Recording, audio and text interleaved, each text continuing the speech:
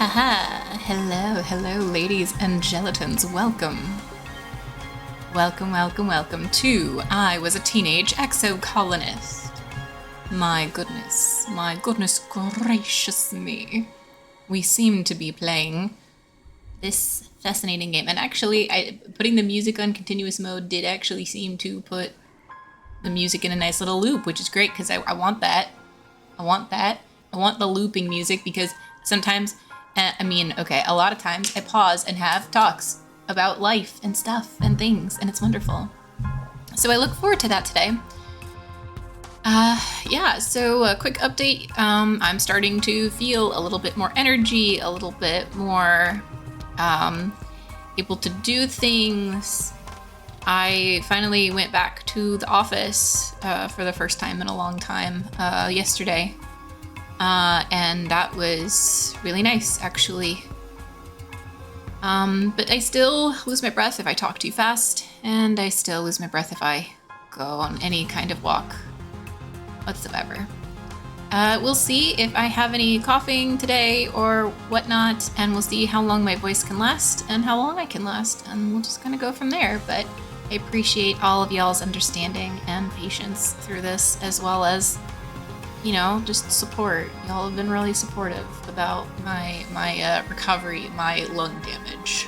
Which, I feel like a broken record at this point. I had told so many people, I have lung damage. And, I really do. Not just because of those symptoms, but, for reals, I can tell you that the lung damage is bad enough that, literally, I can be, if I smell a cigarette, if I smell the cigarette smoke, and I'm even remotely 30 feet away from it, I have a coughing fit, almost guaranteed. It's basically the smoke climbs up in my lungs and just, I don't know, has a knife and flings it around. Imagine a Crazy Daisy with a knife. Also, hey Gold, I should have said hi a little earlier, but it's good to see you. Good to see you. And thank you for the hydrate and the stretch. Tea's still too hot to drink, but it's this tea. It's called Hot Love, which is really funny. But okay, I bought it partially because it was funny, but also I actually bought it because it's mango chili flavor, which is pretty cool. Oh, I'm hugely not a fan of cigarettes in general. I already was really sensitive to cigarettes, and honestly, even vaping, I don't enjoy, especially because so many people who vape, it does sound dirty, but it's just mango chili. So it's actually delicious. It's a lot of people who vape just don't treat vaping the same that they treat cigarettes at all. They just treat it like something that doesn't matter. So people will just be standing right next to you and vape because they probably vape inside their own apartments. They probably have it constantly. It becomes an oral fixation and a habit more than anything else, and they just don't even notice that they're vaping next to you anymore. And I think that's the part of it that bothers me the most, is just the complete and total mindlessness about it. And it is extremely addictive, and it still does irritate the lungs. It's not nearly as bad as a cigarette. I will absolutely agree with that. But it's still not great. And weirdly, I can prove it because I'm certain it's not a placebo effect when I'm oh, why do I need to cough? Oh, someone's vaping. Someone's vaping next to me. To be fair, it's a much smaller range, and it's a much less aggressive effect. But it does still happen. It's still something inside my lungs that's not supposed to be there. Or something that was not invited, more accurately. I have really strong feelings about cigarettes in general. Mostly just sure, I guess people can do whatever they want, but I really wish I could just, if I could have a magic genie wish, okay, there's a lot of things I'd wish for. It's not the first thing I'd wish for, but if I could just magically be can we just eliminate all nicotine and cigarettes and the concept of smoking just entirely? That would be great. Yeah. Load in automatically. No, it takes me to the screen, but either way. So, yes. I I think it's time for us to play the game. Let's give it a go. It's on around. Oh, yeah, that's because, so usually it would. It's kind of weird that it didn't if you were on the page. It should go in automatically, actually. Normally it does. I don't know why it didn't. I would blame Twitch there. But I did start late, to be fair. I started like 5 minutes late just because I worked a little late today. I also kind of started a little late, so it was just sort of making up the time. It is what it is. It's actually really hard having a 10:30 to 6:30 schedule. I'm not really a fan of it. It's probably the only thing about my work I would be like, could we not do that? That'd be great. Because like most of my coworkers have like the flexibility, which yeah, I know is a huge privilege already. And like I do have some flexibility as well, which again, huge privilege. But still, I didn't realize how hard it would be to not have flexibility right at the end of the schedule. Yeah, a teleport between two buildings. Ugh, I had one of those before. I just had to tell the professor, I'm like, hey, I need to leave your class slightly early so I will be slightly less late to the next class. And that's about as good as that gets. Hello, Alcohol, welcome. Yeah, Twitch has been, I'm not surprised. Twitch keeps sending me emails being like, hey, we've revitalized ads. I'm like, yeah, I'm not turning them back on. I don't care about that. I will never make money from ads at this point. It's not happening. And if I'm not making money from ads, neither are they. I'm not gonna let them. Because why would I just interrupt y'all's time? Hell no. Not anymore. And I should have turned them off ages ago. Luckily, I figured it out a few months ago at least. At least I think it was a few months ago. I don't remember anymore. Times are weird. Right? So. Oh yeah, wait, one other, had an ad coming to the stream? But I turned them off. Oh. Rude. Okay. Well, I turned off every ad I physically could. I've done everything that I can possibly do. Oh, maybe you had a problem loading an ad that I did not ask for. Well, good to know. Good to know that that setting in the thing is full of lies. Oh yeah, no, I know you may be hating. Honestly, I'm glad to know that, like, honestly, I'm hating on Twitch for having a setting in the settings to turn off ads that does not apparently mean anything. Just means you can turn off bonus extra ads, which I don't even know if those were happening. But yeah, who knows? So, right, yeah, one other update before I actually start playing. It's funny. I'm like, yeah, let's start playing, and then I'm like, wait, hold on. Let me just be distracted more.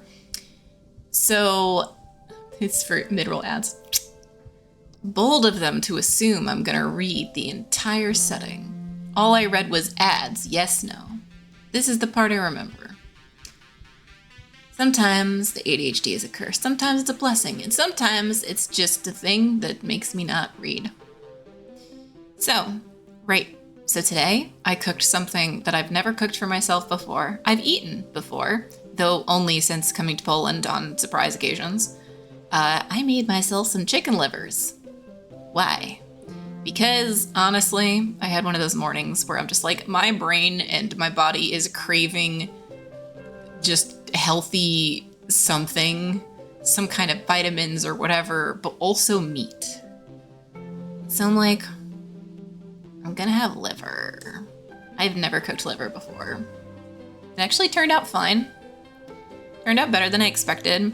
I also, I actually made 2 different flavors. One was like the classic, like, liver and onion, and then the second was like, oh right, I forgot that I had been hydrating shiitake mushrooms, and I need to eat those, or else if I leave them in the fridge, by the time I finish the liver, they'll go bad. So I made a second half of it with shiitake mushrooms, which honestly, not a bad combo. maybe not my first pick for a combo, at least not without changing some of the spices and stuff going on in there, but as it was my first time cooking with liver, well, can't say I really knew the best way to handle that. I've heard there's some good ways to like deep fry it or grill it or whatever. It's a really fascinating meat, honestly. So, anyways, now that weirdly I felt like, I don't know, I felt like so, like, not like a cannibal, but like I kept thinking about like these sayings where just like craving liver and all like crazy things with it. Or even just like, you looking at me like I'm treat me like I'm chopped liver. I'm like, what? Why is that a saying? Cause like, how popular was chopped liver, or specifically unpopular that was a saying? I feel like most people aren't a fan of liver. For me, it's one of those every once in a while foods, but it's such a unique flavor that apparently every once in a while I kind of crave it. And it's probably a vitamin craving. I feel like it's one of those things where like, so when I started first tasting like unique foods, I realized it's something that Liverpool. I realized like unique flavors, like seaweed. I didn't like seaweed at first either. The first couple times I tried it, I was like, what is this weird flavor? And natto. Because natto is really unique, and yet I ended up really liking it. Like the first time I had it, I was like, but I also really wanted to like it, but that actually helped me ended up liking it. Because turns out natto tastes like it's really slimy. If you are an anti-texture person, you will hate natto. It's got the texture of boogers and beans. No, it's even like, no, because it's literally what you'd think like a slime would be like. It's the slimiest slime, but it's also very sticky. But it's good. It's good, and it's got so much protein in it, and it's really good for you because it's super fermented and stuff. And it tastes like, for me, it tastes like the vibe I get from mushrooms, Parmesan, and coffee. And I say vibe because like it doesn't taste like those three things together. It tastes like the fermented umami flavor from those things. I don't know how else I could possibly describe it. It's just a completely unique food. And I found out that that's kind of a thing about me is I don't always like a totally unique flavor at first, but then eventually I'd start craving it because it's something you can't get from other food. It's like head cheese, Johannes. I mean, the little beans in there are pretty great, but I don't know. Have I tried head cheese? I don't know if I've tried head cheese. That's the thing.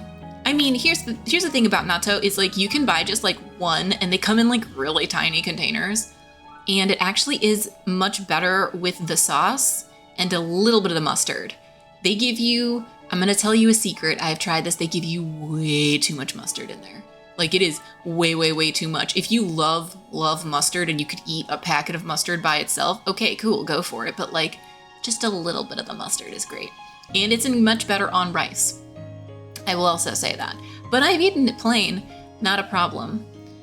But basically, it's in a couple Asian grocery stores. You get it in the freezer aisle, and then you just put it in the fridge and wait for wait overnight. The next day you can eat it. Yeah, hated the way you process. That is such a thing.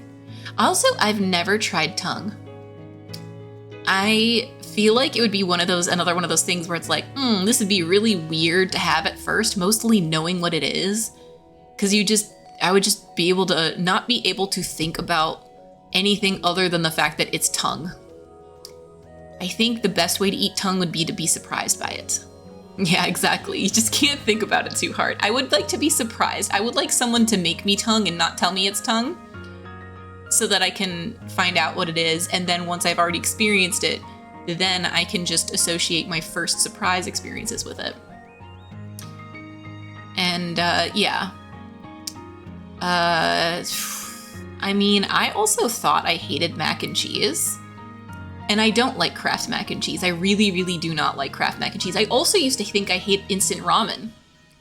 And it's partially true. I don't like the Maruchan.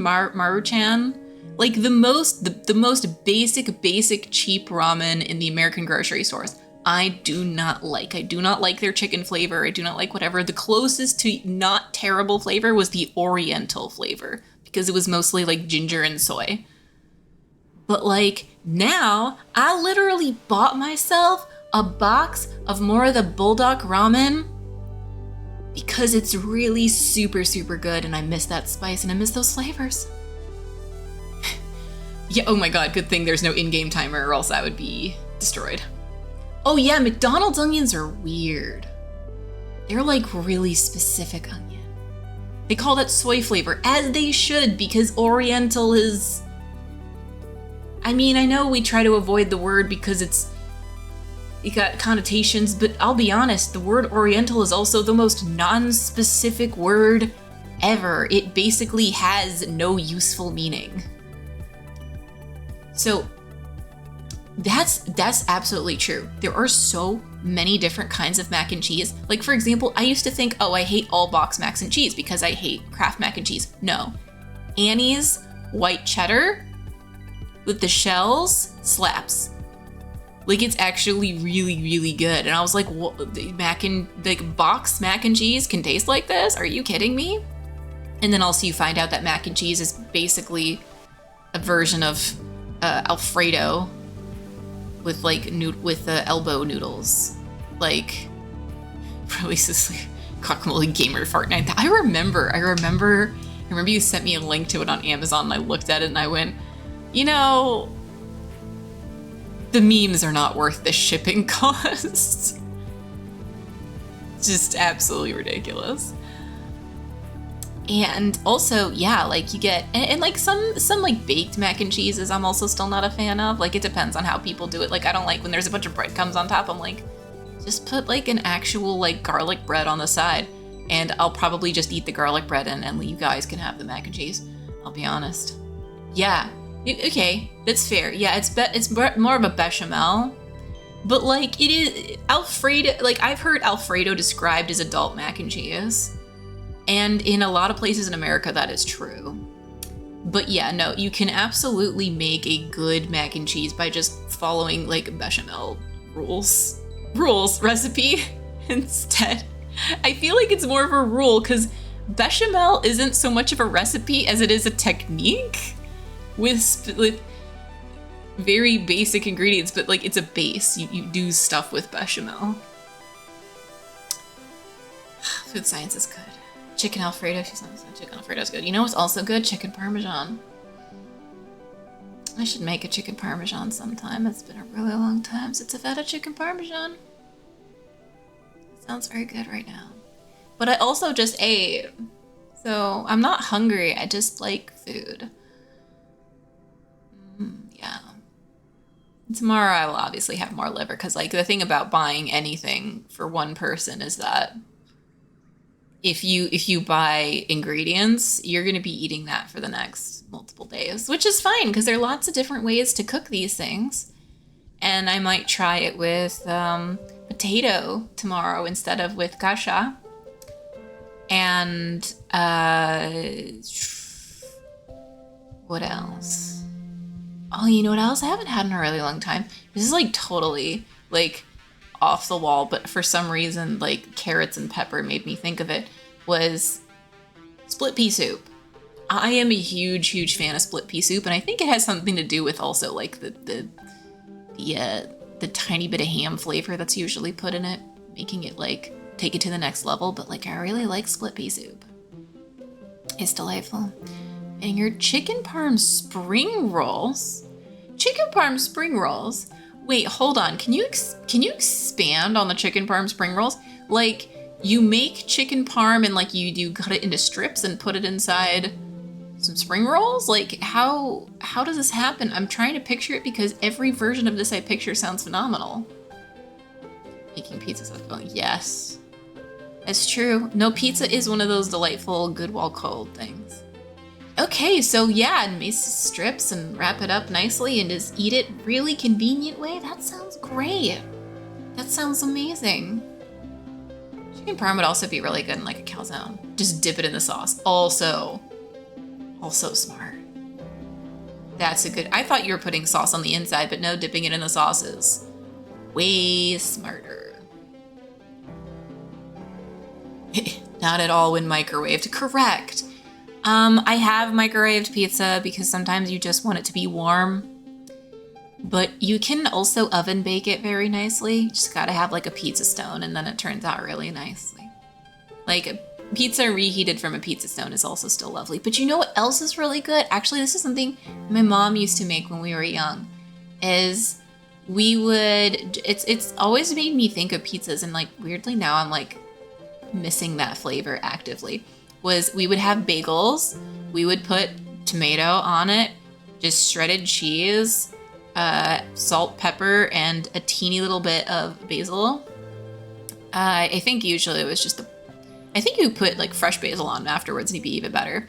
You just bake that in the oven for a little bit and it's like pizza-esque, but it's not the same. And it's not even quite a pizza bagel because you use a slice of a fresh tomato. It's not tomato sauce. It makes it taste like something between a grilled cheese and a pizza, I guess. And also it's a bagel, so something between a pizza bagel, grilled cheese, pizza. It's like toast. You can do a similar thing with toast, but it's not as good. It's better on a bagel. Bagels are great, actually. Wait, no, bagels aren't as popular here? No. Actually, no, they're not. They're not as popular here, I think. Like, there's some really, really, really fantastic bagel places, but they're like not nearly as popular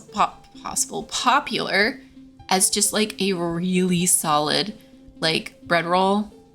And like Poland does great bread.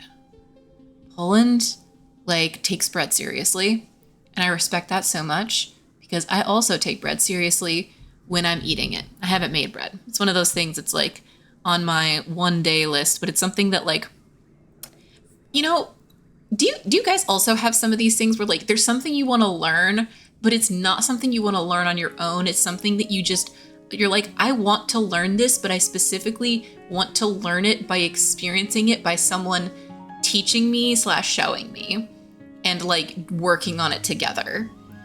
Like there's a couple things in my life where I'm like, this skill isn't worth obtaining, or I don't want to obtain this skill on my own, but I would love to obtain it as part of a way to bond with another human. Like I have a couple of things like that, making bread's one of them. There's a couple other like food dishes where like, I don't want to learn necessarily how to cook on my own. I want to learn from someone who actually knows what they're doing. Plus, you know, food, a great way to bond with people, great way to make friends. Which reminds me, I need to, at some point, make banana bread and pumpkin muffins because those are not really things people eat around here. And like, yeah, okay, I've seen something similar to a banana bread, but it's not the same as American banana bread. And like, I really liked, especially like my mom's banana bread, like not dry. Banana bread should not be dry. It should not have nuts in it. This is my personal, very strong opinion. And honestly, miss me on the chocolate chips. I won't be upset if I find chocolate chips in a banana bread. Chocolate zucchini bread's another beast. I haven't made it though, but it is delicious. Banana bread I know I can make. But like, I don't personally add chocolate chips to my banana bread because they don't need it. Yeah. Chips no nuts and hot dog. Like for me, it just interrupts the pure banana goodness because basically, like it's almost a banana cake, honestly. If I had to compare it to something, the closest thing I'd compare it to is there's actually this bakery that I lived near in my old city that had this mandarin orange bread. And that thing was way more like a cake. Might have actually been a cake. I don't think it was meant to be a bread. I don't think they called it a bread now that I think about it. I actually think it had a special name that didn't involve the word cake or bread either way. Either way, it was so moist and so delicious and had like chunks of mandarin oranges in there. Delicious, delicious, phenomenal, perfect. And honestly, kind of makes me want to make banana bread. Peanut banana bread. What? Okay, pecans? I would try banana bread with pecans, but like walnuts, it's just, I don't know. It just feels like it's just not adding enough and it's taking too much away. Peanuts, I think, would be real weird unless you like leaned hard into like a peanut butter banana kind of thing. Yeah, exactly. Walnuts can get bitter. That's probably why, actually.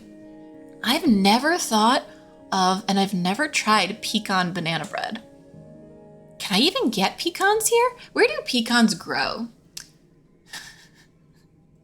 I was laughing because I'm about to like pull up Google to find out where pecans grow instead of playing the game that I'm supposed to be streaming. Okay, that might be one step too far. If someone else wants to Google it, go ahead, but I'll leave my curiosity to myself for this time.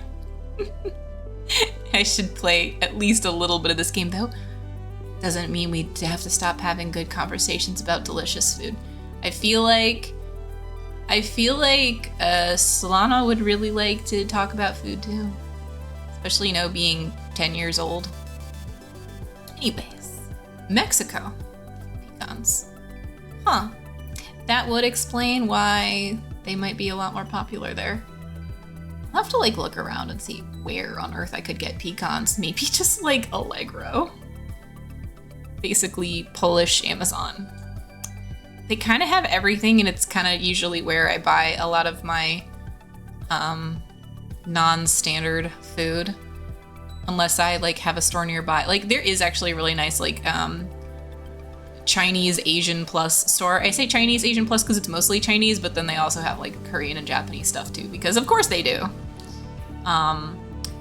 And this is really nice, and it's pretty nearby, but like I don't have enough energy to go there still, so I'm like, well, I'm craving ramen like you wouldn't believe. I can no longer wait another, I don't know, month until I'm gonna have time and also not be working during when it's open, and also, yeah, we got in-game movement. 30 minutes in. Okay, let's make sure we're talking to people, giving people presents. No. Mars. Nope. My dad's made me come out to get some fresh air. Don't know what's so fresh about it. It's always full of acid snow or pollen water. Don't know which is worse. Great question. Depends on if you have allergies, I guess. I don't think there's anything interesting to do. No, I don't want to do delivery services. I'm also apparently too weak to do delivery services. I'll just go back to school. I'll just get smarter. Like, if I get enough reasoning, I can make new friends. Don't forget to study hard. And I never forget. It's not about forgetting. Get reasoning from this too? Not really. But we get creativity and persuasion. And Tangent will still like us. So let's do more humanities, because I'm always the person who, if I can win a game with charisma, it's my first and favorite thing. There's some sort of emergency in engineering that requires Hal's attention, so today's class will be taught by... That makes me want to have seen if I had chosen engineering, would there have been a thing? Would there have been an interesting emergency? Uh-oh. You know, reading the word emergency immediately makes me concerned. I guess we're going to find out, then maybe we'll go back and change our choices. Good morning, Congruous Chirps. Today we're going to talk about the formation of the Vertumna Group and our decision to leave Earth. It's a very exciting topic. We think you're finally ready to hear about it. You know how it started. Economic and environmental instability coupled with deeply entrenched hatreds had thrown Earth into chaos. And you know how it ended. In that chaos, your parents formed the Vertumna Group. Wow, my parents formed it. We're the head. Well, okay, my parents formed it, but they're not in charge, which is fine, because like we're not really, no one's really in charge here anyways, so I guess it's all good. 20 years later, they and their star-born children, you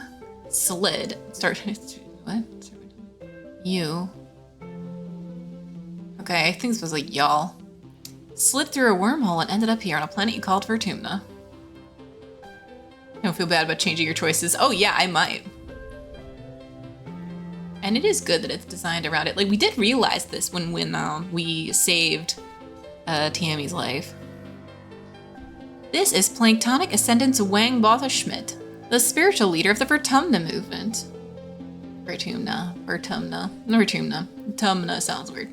They were what people called a speculative fiction writer. The Vertumna project proved their writing, though speculative, was far from fiction. Sci-fi author? Yes, their best-selling novel, Life Beyond the Einstein-Rosen Bridge, told the story of a fictional utopia on the other side of the real-life anomaly at the edge of the solar system. Scientists have been investigating the wormhole for years, but it took a poet to imagine we could travel through it. Planktonic, right? Gotta steal the Krabby Patty formula. Grandpa's ashes, raw meat, soda press despair. Copium. Okay, those last two sound very interesting. Grandpa, like, nothing about Grandpa's ashes and raw meat sound like good flavors. I do like raw fish. As long as it's salmon. Well, okay, salmon, tuna, mackerel. There's a lot of sushi I like, let's be fair. Wang Botha Schmidt's writing centered around the idea of humanity building a technological utopia on another world. Translated to 100 languages, this was a compelling idea to people at the time, so fans started connecting in Verge space. Far from just a book club, these people bonded over over mutual aid amid the increasing unrest in their own countries. They were committed to Wang Botha Schmidt's idea of a future where everyone is treated equally without prejudice. But they realized it couldn't be done online. Though committed to social justice, the group saw the impossibility of forming a truly egalitarian society while also reckoning with their implicit biases and the diverse context of their real lives. They realized that this was the work of generations and the solutions must look to the future, as Wang Botha Schmidt did. Okay, they got together. The image of a squat concrete building with a rooftop garden replaces Wang Botha Schmidt. Around the edges of the classroom, the holo projector gives the impression of towering walls topped with razor wire. The first Vertumna colony. 400 people volunteered to sacrifice their own cultural beliefs to walk through these doors, agreeing to come up with a new way of life that would be taught to their children. Babies were conceived from egg and sperm donors chosen by lottery and raised communally, like you, as the second generation of the Vertumna group. Those babies were your parents. Oh, why razor wire? So it was kind of cult. Yes, the Vertumna group was widely considered to be a non-religious cult. Membership was outlawed in some countries. The Planktonic Ascendant's Wang Botha Schmidt was later assassinated for their connection to the group, and the ensuing violence affected many lives. You think your mother and prosthetic leg and how she rarely talked about her life on Earth. The holoprojection now shows the compound under siege. As more colonies were formed, word got out about Vertumna groups' social experiments. Assimilationism was an unpopular ideology at the time because it had been used to commit terrible genocides on Earth. This, combined with panic that the Vertumna group, I keep switching my pronunciation of that, but that's fine, Vertumna group was destroying the family unit, or raising an army of Genetech super soldiers, brought the colony under attack from all sides. I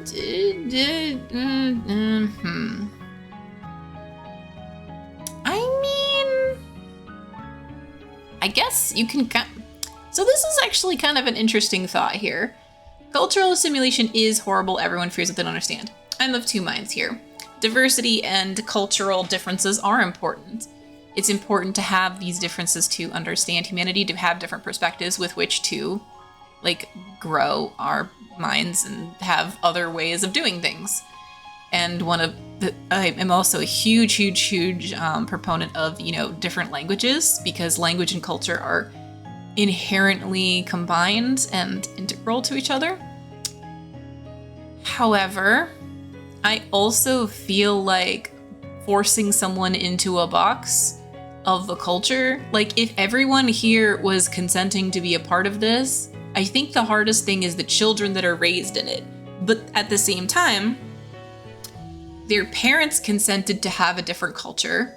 right? If they decide to join the colony, if you can leave at any time, all that stuff, you're choosing a culture. One shouldn't feel trapped inside their own culture and what that should mean for them.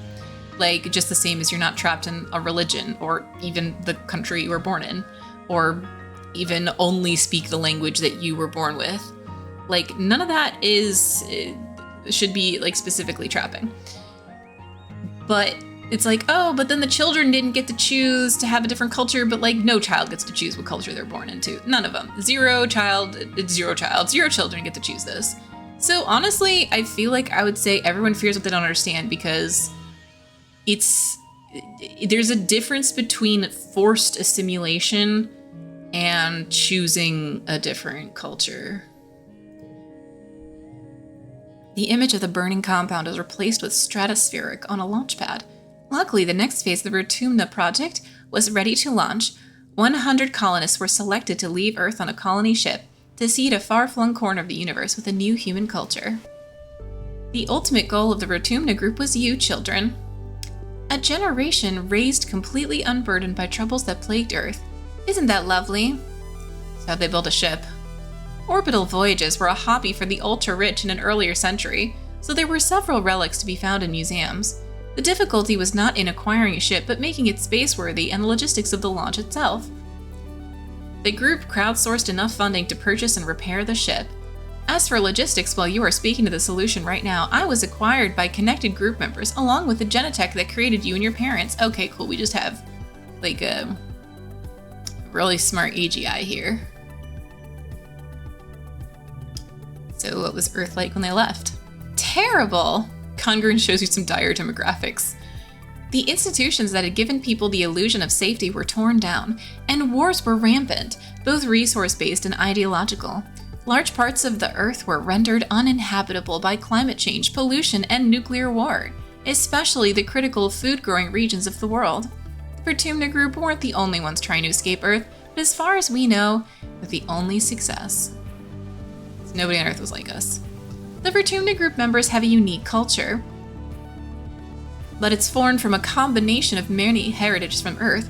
Even the language you speak, Esperanto, was invented to bring people together. Okay, that actually... Now that makes sense, but it also tells me that the majority of them came from a Romance language background, because Esperanto is it is a language that was meant to combine languages, but it's Romance languages. And don't worry, Congruence exclaims. You brought your best heritage with you. You're humans. It is stuffed with ideas. So stuffed with ideas it might burst. Unplayed card. Interesting. Professor Hal and your parents never mentioned this stuff before. They waited to tell you because they wanted you to grow up without feeling different based on your genetic makeup or family history. It's hard to imagine having a different culture than your neighbors. You wonder what it's like, everyone celebrating different holidays, eating different food, speaking different languages. Are you missing out, or are you better without it, like the original colonists believe? It's hard to say, as the decision was made for you long before you were born. All you can do is be the best Solana you can be. Hello, Bulldog. Welcome. Well, we still know that they can't take that knowledge from us even if we change our minds.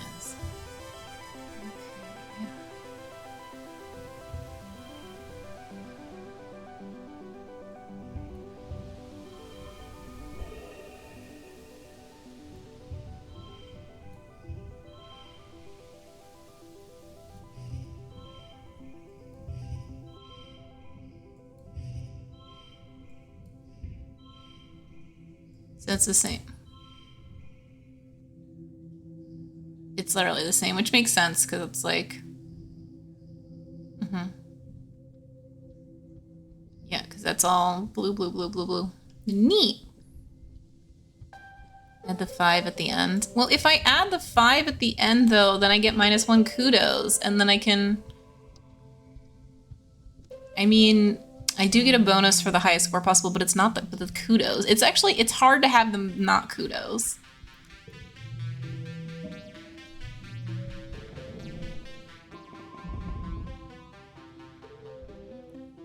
No kudos. No kudos for me. Exocolonialist. Exokernelist. Oh, there's lots of ways to read it. Okay, so nothing too cray-cray. Colonel, yes. Contingent sneer. Stinks here. Do I have things? I don't have things. Bye.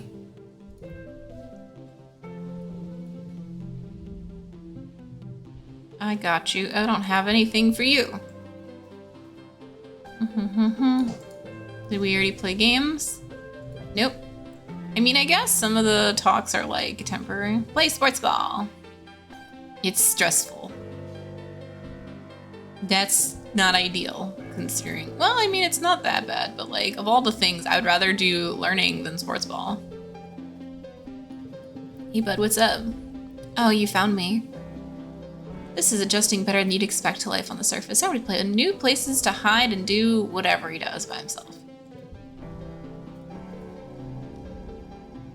Your mom already said no, I agree with her. I know you two disagree about things. Okay, well. Okay, what's happening in engineering?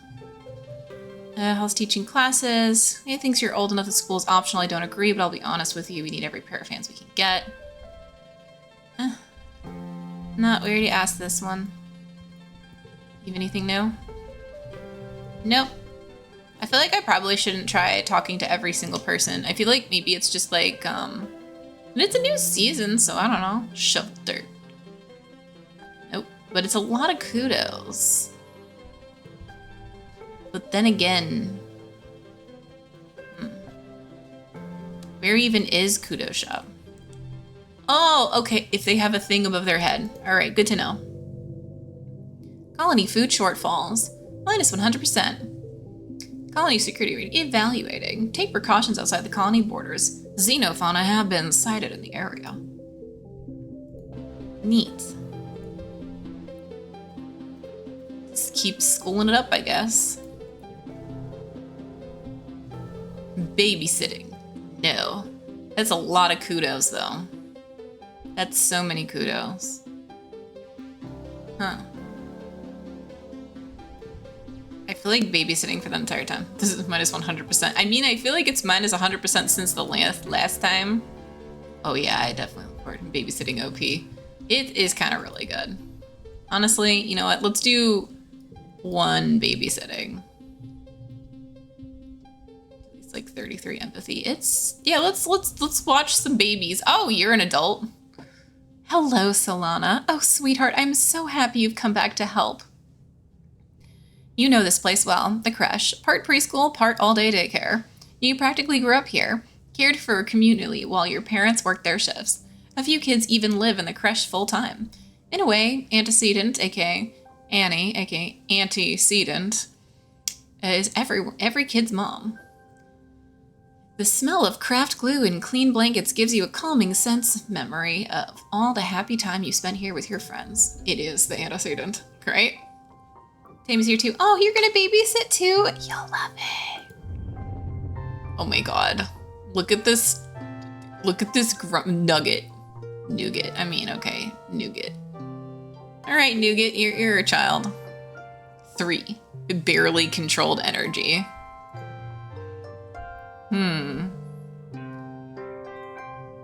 Yeah, games. We can play games. Trying to get her down for now. I mean, sports ball! I mean, it's not the game I would have chosen. Show Nougat how to balance on your head when she tries. Ooh, make a beeline for some older kids. Uh-oh. That's... Nope, we're gonna reload that one. Autosave. Yes, loaded. No, we're still doing babysitting, but it's gonna be, we're not gonna do that one thing. All right, Nougat. We'll try to read a book with Nougat. Nougat, yes, actually. That is a great animal name. It fits basically any kind of soft, fluffy animal. Check out MC Hammer Pants. That's true. Find a quiet spot in a large beanbag chair, but Nougat squirms in your lap and refuses to sit still. It's not long before her eyes wander away from the pictures, drawn to activity across the room. Going now, bye-bye. He makes a beeline for some older kids. Oh, also doesn't work. Oops, don't worry. Okay. Let's try one more time. Let's just min-max. Min-max getting Nougat to sleep. If the other one also doesn't work, then I'll go back to whatever I was going to choose at the beginning. Except for sports ball. You can make some crafts. So you find the finger paints and wait for the Crush's nano printer to warm up and print some fresh sheets of blank paper. Nougat gets bored and slips away. Yep. Just gonna make a mess no matter what. Okay, then we'll leave it with this one. That's fine. Time you get to the scene of the crime, there are tears and the other kids are upset about their broken bot. The commotion attracts the attention of Auntie Seedant, who swoops in with hugs and tissues. Within minutes, she has it under control. Whoopsie poopsie, just a little mix-up. Don't worry, everyone. Solana will get that bot fixed in a jiffy. We will, actually. We're good at fixing things. Hold on. That's as good as that gets. Pretty guaranteed here. That's as good as that gets.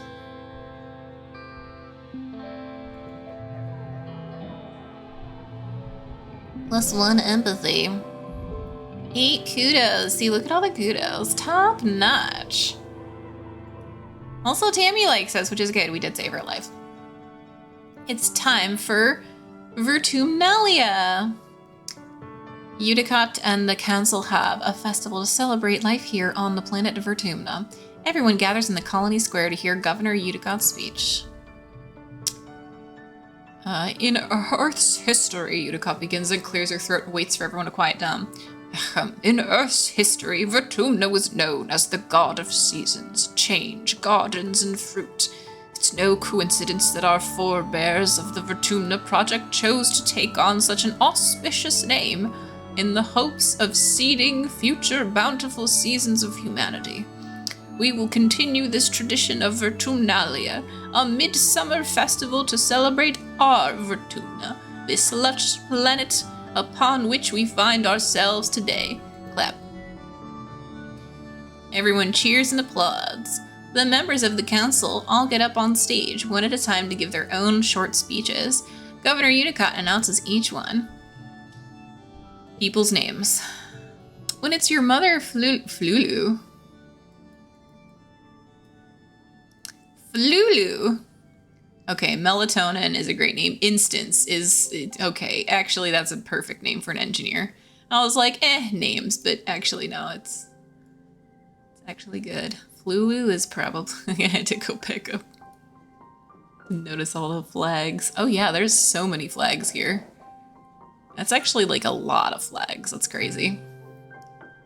Your mother's Flulu's turn. She announces that tonight you'll be eating some of the very first crops grown from Vertumnan soil. Your eyes go to the feast table. Aboard the stratosphere, it would have been mostly soy-based food from the nanoprinters, spiced up with what precious fruits and vegetables could be grown in the small growing bays. This year, the earth plants look even less robust than usual, but they're supplemented by some Vertumnan plants you've come to appreciate. Juicy potato pods, and slabs of edible fungi. Some of those flags, it is. One of the flags is somehow blowing in the opposite direction, just this one. It's unique. It's not like the other flags. Potato. Udicot takes the stage after everyone on the council has said their piece. What is a festival without festivities, she asks. Professor Hal and Security Chief Rhett have organized a 3-part competition for the kids. Good luck, children. Ah, yes, the festivities.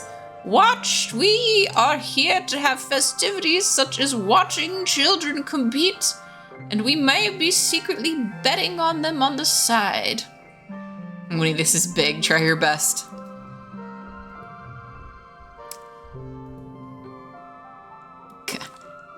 Gotta win. Alright, so what are we the best at? Alright, 14 empathy, 14 persuasion, 15 reasoning. Okay, our reasoning is probably the best right now, but the science fair may not be the best thing. I feel like talent show might be the best. Competitions are dumb. No, we'll try them. Can't save scum the card game. Shh, you don't know. Talent show.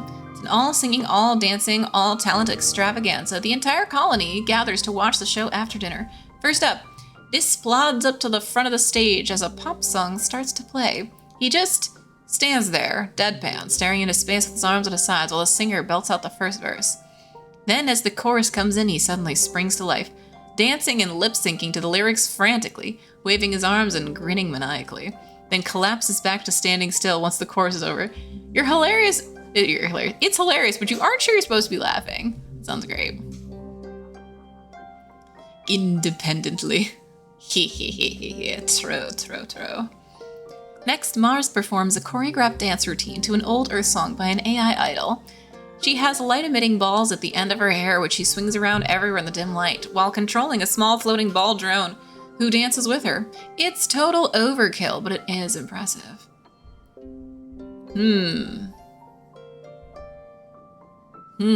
Comedy. I feel like we could try comedy. Have we done magic before, ever? Do we know how to do magic?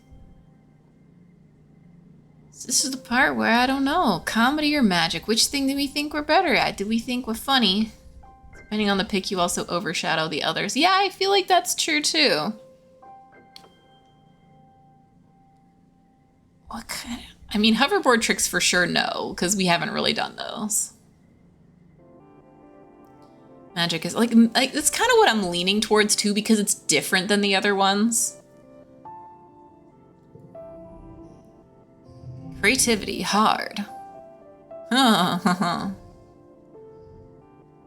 So okay. Okay, so sharing is caring. This and this. Can we not? Okay, we can't add to the other one. So next round. I mean, this doesn't really matter.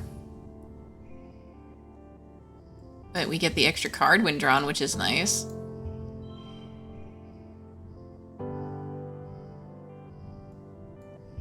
I feel like actually what we want is something closer to this. I feel like this might be the best we have going for us because these are zeros. It's just a case of, is this gonna be better than this? Okay, so we have 14 or 14. It's just, do we keep these? I think if we keep these, we probably want this one just in case it'll actually like match with another card. Then again, we have so many blues.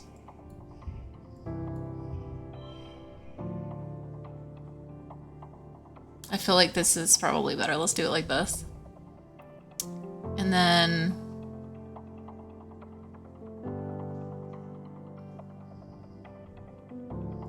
saving Tammy. Yeah, obviously, because I don't think we want to just do 0, 0, 0, 0. Because that's a bit cray-cray, yeah, so we kind of can't. Okay, so this makes us win. It's 14, 12. This might be our best thing. I can't think of a way that would make this better because like when you have 3 of these, it's a really nice combo. Then again, let me check one thing. So that was 14. Yeah, no. Yeah, I feel like this is our best bet here. Faster way to deal with this than going into mod view. Probably. There should just be a button, I think, but I don't really know how it works. Either way, you got it so fast, I didn't even see it.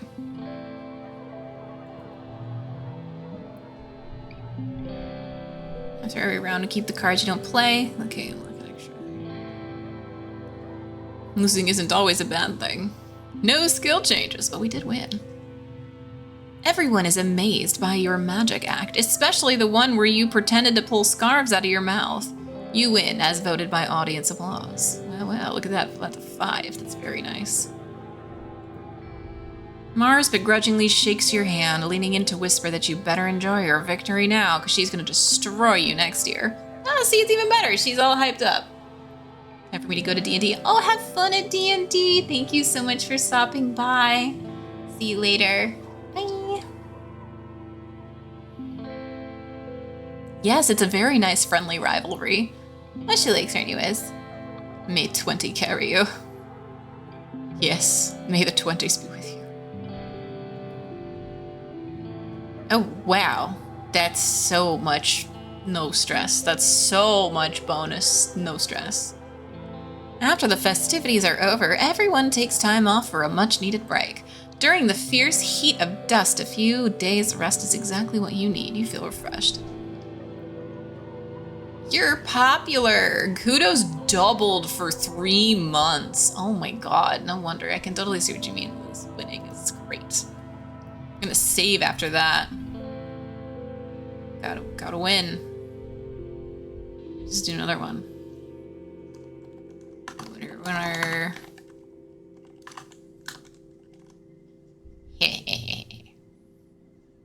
Awesome. Tangent is watching a construction crew build scaffolding for the new engineering pavilion.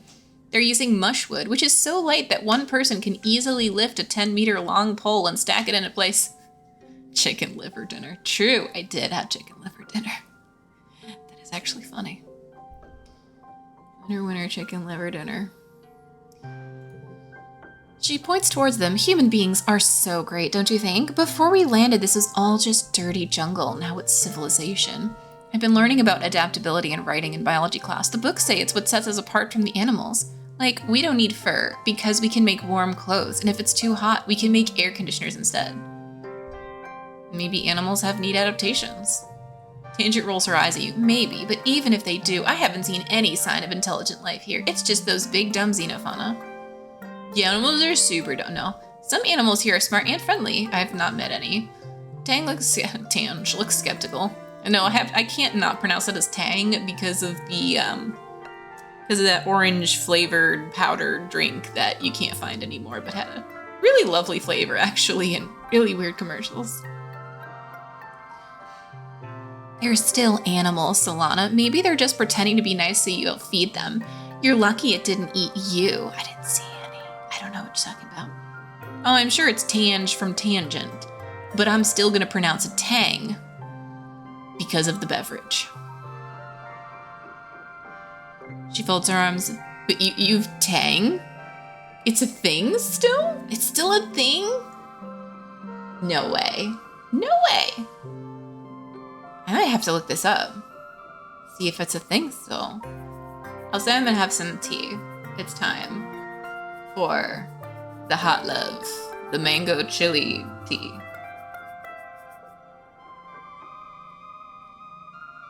That's really good. It's kind of cold though.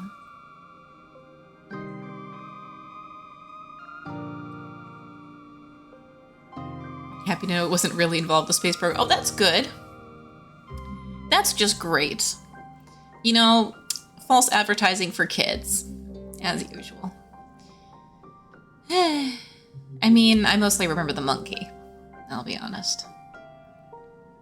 I mean, and yeah, that's the thing about kids. Kids, like, you can't really tell when people are lying yet because, like, that would be crazy to immediately be suspicious. Kids are trusting for good reasons. But I wonder. She feels her arm. Dorps moth look cute, but one can eat through a bag of rice in less than 30 minutes. Even a herbivore can be dangerous here. It doesn't have to want to eat you to be able to hurt you.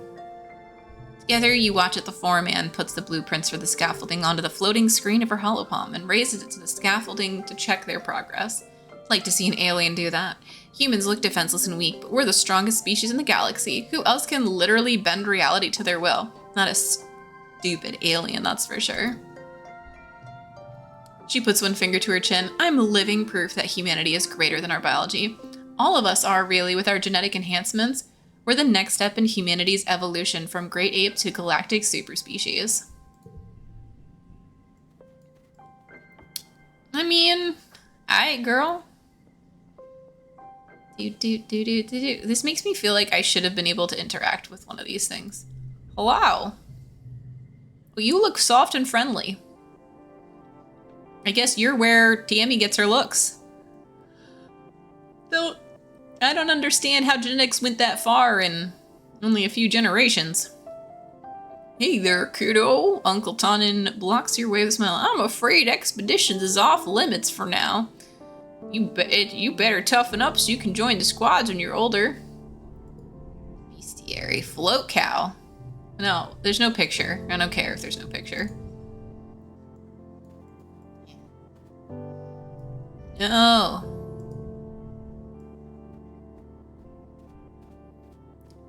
Ooh. Mushwood log. Do you want a log?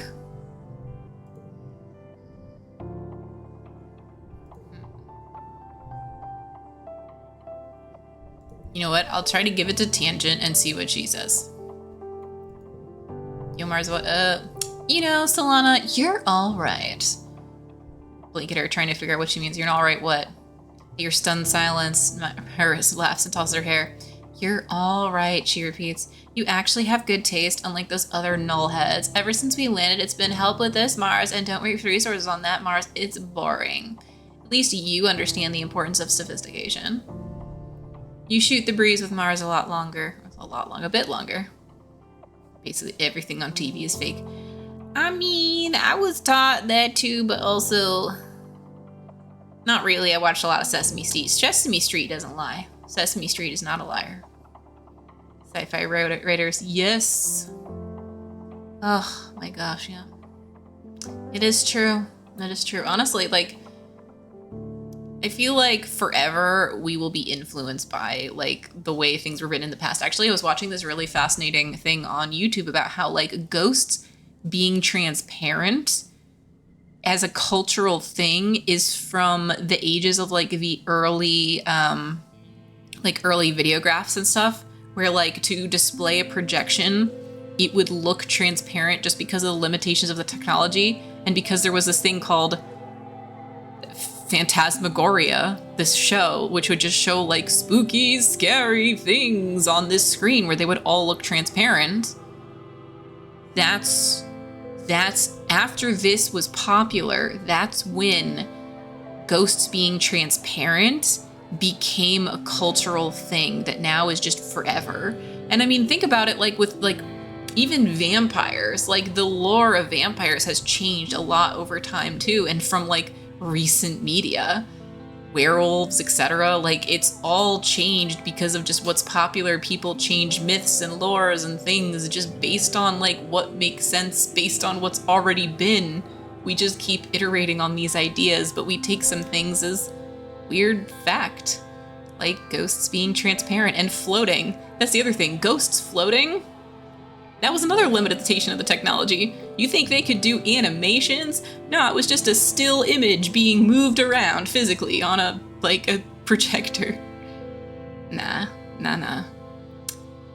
It's crazy to think that you could have been born in a day and age where you would have imagined a ghost as just seeing a person. They would have just walked and interacted with things and all that stuff just as normal. Could appear behind you or whatever randomly. Like that is definitely something the dead could always do, but they would be physical. They would be there. Unless they had no feet. Yeah, but like that was not a common thing. That's not a common thing. Like most, honestly, I'm pretty sure the majority of dead people kept their feet. Not all of them, but I think the majority.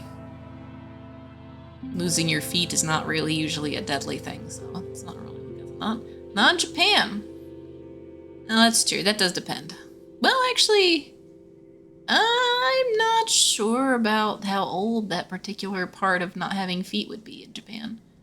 Especially because, like, I mean, I watched Yu Hakusho. They were just, you know, dead people with, like, a white triangle on their head. And that's common, too.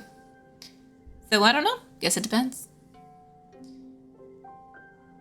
Where is he going now? Mars mutters to you, then raised her voice so Dis can hear. Try not to get eaten by aliens, she calls out to Dis. If you die out there, they can't use your body for fertilizer. Don't be a waste. Aww. Shut up, Mars. This is cool. You say it loud enough for Dis to hear. He looks at you with wide eyes before scurrying towards the walls. Huh. Mars says a little smile. No accounting for Chase. She seems to respect that you challenged her. Obviously, she respects it. Yes. Okay, Mars is great that she even more so likes them.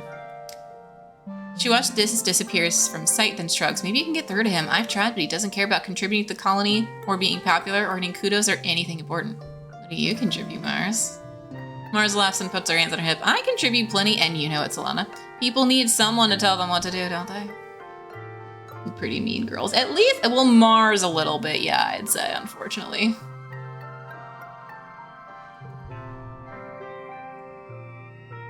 I feel like that's just, like, you can get mean girls about it, but I feel like that's just her way of challenging people and having them try to, like, do more, and she probably wants everyone to fight back with her, which makes sense even more so. The fact that I fought back with her, she wants other people to be strong and opinionated and not just bow to her too. Future Exoil executive there. I don't know. I mean, maybe, but I also feel like she'd definitely be one of the better ones who actually, again, respects if you challenge her. Makes 10 cents when you figure her genetic enhancement. Interesting. I look forward to figuring that out then. Yep, okay, where is Dis though? Now I gotta find him. Dis is sitting in the grass near the big gates that lead out to the jungle. I don't think he wants to be teased. He's just staring out to nothingness and picking absentmindedly at the weeds. He pretends not to notice you as you approach. Let's just sit down with him. He shifts uncomfortably as you sit but doesn't say anything. You both just hang out saying and doing nothing. You stare out the big gates. The grass in the colony is trimmed by short bots. Trimmed short by garden bots. But out there, it's wild and high as your waist. Head surveyor Tonin is prepping his equipment for an outing. He's bringing a lot. Maybe he's going to stay out overnight. Mars seems fine. Yeah. The other kid with the braid, it's true. We're all genetically superior. To be fair, have you ever met a 10-year-old? That's like the age where kids start to become like really opinionated because it's the first time where they actually start to realize that they know some things and they're capable of doing some things. So they try on having confidence. And being humbled is something you also have to learn.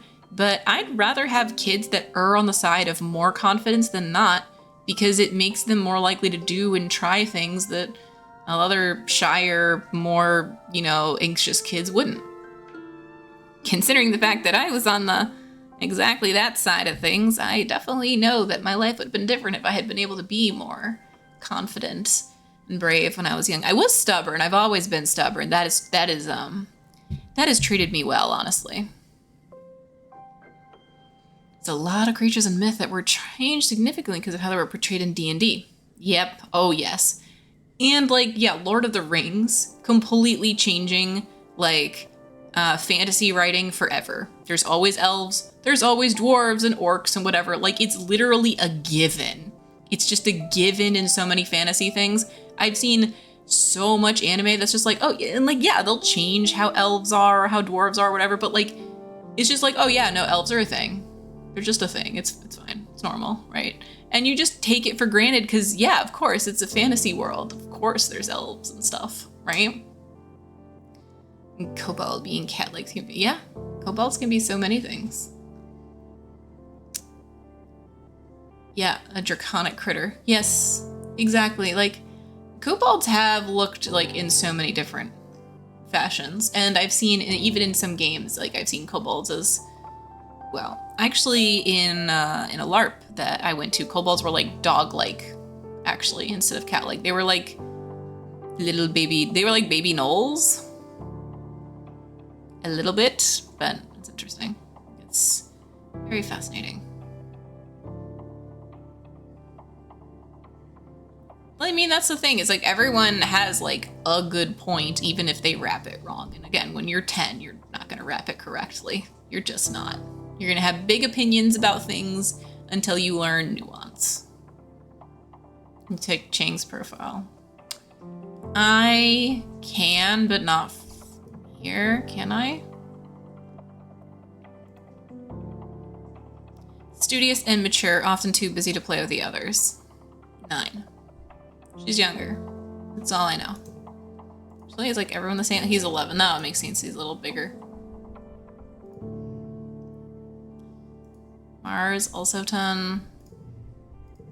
Oh, I really can just change this however I want. Neat. Okay.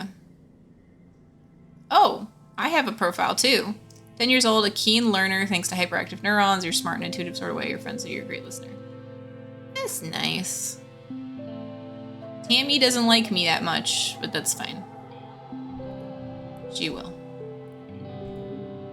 You're starting to wonder if Dis will ever acknowledge you when he says, I've gotta go. He starts to go down the hill, he pauses. This is a good spot, I'll probably come back here tomorrow. Yes, the kid who you interact with by just like being there, doesn't want to talk, doesn't need to talk for the most part. That's all fine and dandy. Do. All right, time to do some learning. I feel like we're gonna go back into. Then again, we get more empathy. Could be more persuasive. We also did do a lot of the sciences for a while. Let's do this. Let's get good at talking to people. Ancient fantasy kobolds tend to be more dog-like. Oh, Western fantasy, they're dragon-esque. Interesting. Dragon Quest, Dragon Quest Diverged. Oh, maybe. I mean, the game I played was based on D&D, but it still didn't have kobolds as dragon-y lizard things. So, I don't know. I wonder. I always wonder how these things come to be. It's impossible to partner with either Dange or Mars for group work this month. Every time you try to get one of them to be your partner, they've already stuck to each other like glue. You can't imagine they'd be friends with the evidence is right before your eyes. Right, obviously. That's still gonna be the best one by far.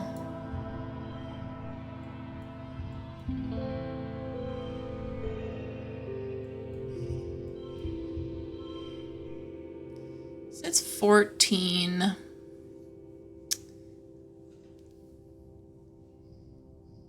don't think putting the 0 here with this will make it any better.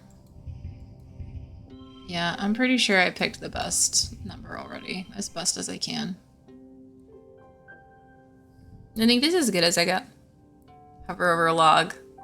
Add +2 to a card. Yeah, but like, okay, that's good to know.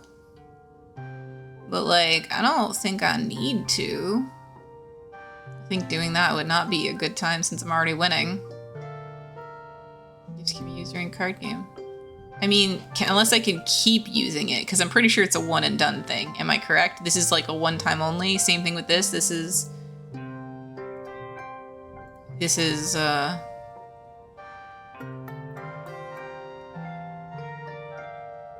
what does mean 3 cards are drawn? Alright, one's a consumable. Okay, good to know. That one's a static gear bonus. Okay, that's really good to know. I think it's just adds a number. Like, it just, like, you make it be a +2. Wait, how did I not get maximum score? 14 out of 15? Fine. I don't know how I could have done that better, but okay. Rude. We don't need to be perfect. I mean, we could be, but we don't need to be perfect. I mean, the thing is, we could try with the card game again, but it would just be a random thing of the dice, so.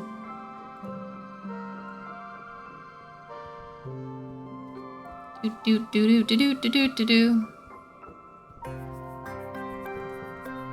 I also give things to people. But I feel like we should keep that for future. Just in cases. I always gotta check to see if people want to talk before I start going all crazy. Really should get a kudo though. That would be... Then again, if kudos are doubled for a few months, I should actually do babysitting. Because like, that's 7 kudos. And I could get 14. So like... shit to babies in a row. Hold on. Yep, most kids in the creche go home at the end of the workday to be with their parents, but some live there full-time. Anne's triplets, for example, as well as orphans from the wormhole crash. Oh god, people died. And children whose parents have simply opted to have them raised communally instead. You've heard that orphanages on Earth could be troubled, but here in the creche, everyone is cared for equally. They're lucky in a sense. In the creche, they have a huge family and so many siblings to play with. You and Tammy are putting 2 of these creche kids to a bed. Tammy's cuddled up with one of them, reading a book out loud. Tonight's story, Tammy begins, is about a little vacubot named Litter. One night while Litter was charging, there was a power surge in a charging station. Zap! Tammy tickles the children for emphasis. And the next morning when Litter woke up, well, instead of cleaning, she decided to go on a grand adventure. Just a brave little toaster. Tammy makes that story up as she goes along. She has the vacubot venture all the way out of her geoponics dome to the other side of the colony to make her cousin bots in engineering. But everything goes wrong and the little vacubot gets scared and lost. After Captain Unicott saves her and brings her back to the geoponics, the little vacubot vows to never go exploring again and lives happily ever after. The moral is to never have adventures. I mean, I feel like we could be nice to Tammy, but... do we want everyone to like us? We kind of do want everyone to like us. We're kind of a pushover, want everyone to like us. Thanks, Solana. I can't wait to have kids of my own. I want at least 5. Wait, maybe even more. Auntie Cedant says I could have as many as I want, and she and the other creche parents will help raise them all. I think I'm like, that's crazy. I mean, wait till she figures out how kids actually are made. Oh, you can see the thing before committing? Hold on, I can do that. I can do it again.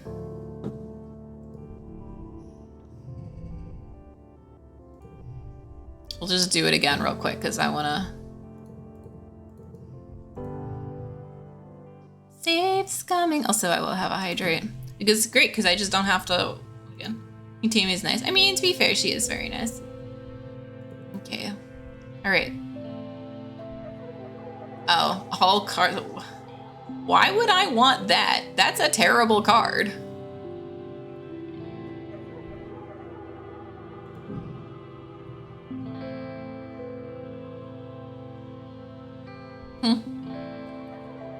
But yes, hovering over the card is a smart idea. I mean, idea. I just didn't know there was a thing. Get to work. All right, let's try this again.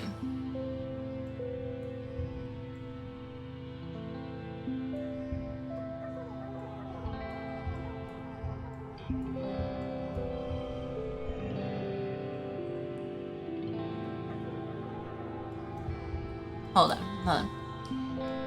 So it's 15 or 22. Well. I wonder which one I should pick. Look at that. 16 kudos. Yes. I think we're gonna babysit until the popular thing runs out, honestly. Cause like, listen, okay, sure, Tammy likes it and all, and like, I can learn to be smart later, but popular will go away, right? 1 more month for popular. We didn't min-max. We didn't do all 3 months with it. We could do 2 of them. Early wet. It is the wet season. Tammy also almost doesn't notice you approach. She's bent over her holopalm, intently taking notes until you get close enough that her ears wiggle. She looks up surprised. Oh, hello, Solana. I'm sorry, I didn't see you there. You ask her what she's studying. She flushes pink and tugs on her ear. Oh, I'm not studying. I'm making a list of my friend's favorite thing. Oh, what a sweetheart. She really is such a sweetie. She laughs a little embarrassed. And, well, you're my friend, Solana, so what's your favorite color? Why is purple not an option? Okay, actually, I'm upset that purple's not an option.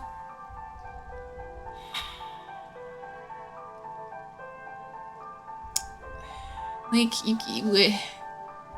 black is tempting. Pink is also tempting, just because, like, it's the closest one to purple. I hate all colors equally. No, I love colors. I feel like pink is at least more exciting. Yeah, pink goes with her hair. Let's just be nice and do pink. Pink is a nice color. I used to like pink best, but not my favorite color. So yeah, I mean, that makes sense. She notes your answer, then asks what your favorite dessert is. Spoonfuls of pure sugar.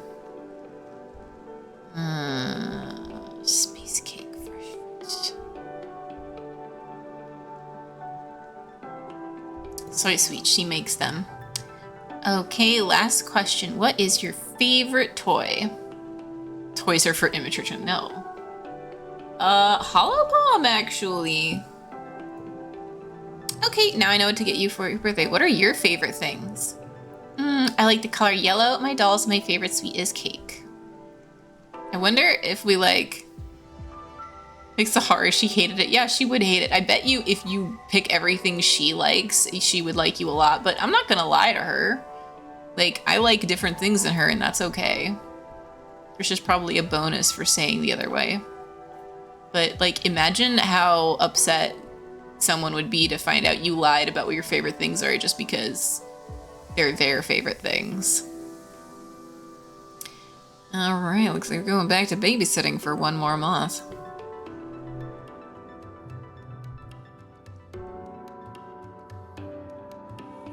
How about fresh fruit?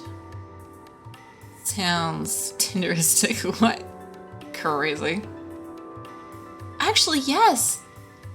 I would like to know other people's favorite colors, toys, and desserts as well of the choices we had.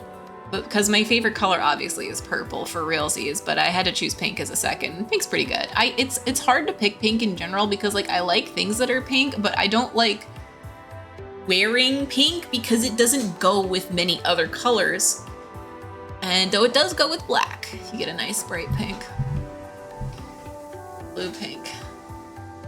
You fresh ripe mango. I love fruits so much too, but like I do like sweets. I like sweets a lot. But I also really, I mean, the thing is, I don't know, I'm a sucker for like, for example, like Mike and Ike's, red Mike and Ike's. Actually, my favorite candy of all time is Swedish Fish, which I've probably mentioned before, and you can't get it in Sweden. And you can't really get it here either, so I have to get that. I really like gummy snacks, not even gummy bears, just like red, aggressively red flavored things. It goes hard with black. Yes, it really does. Your color is shocker, I know. Red's a great color. Color of blood. And roses. So many things are red. I think red was my favorite color like way back in the day when like basically I had the option of like red or blue once and I just chose red for a while, and so red was my favorite color for a little while. Then I like didn't like any colors for a while and I was just like black. I actually was a teenager who was like, my favorite color is black or aurora. I actually said that once. I was like, all the colors. Well, I can't just say rainbow because that sounded silly, so I said aurora. But the aurora borealis is like this crazy like tealish, glowy, green blue color, so I like it too, but it's not the same. Between yellows and greens.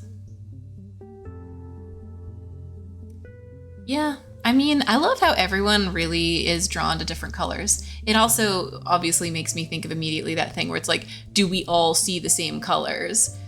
And I feel like even if we don't see colors the same, the contrast would be similar. So like the aesthetic beauty of things would be similar, except for the fact that we'll associate it with different memories. It's always made me play blue. Like never play red in strategies. That's true. Huh.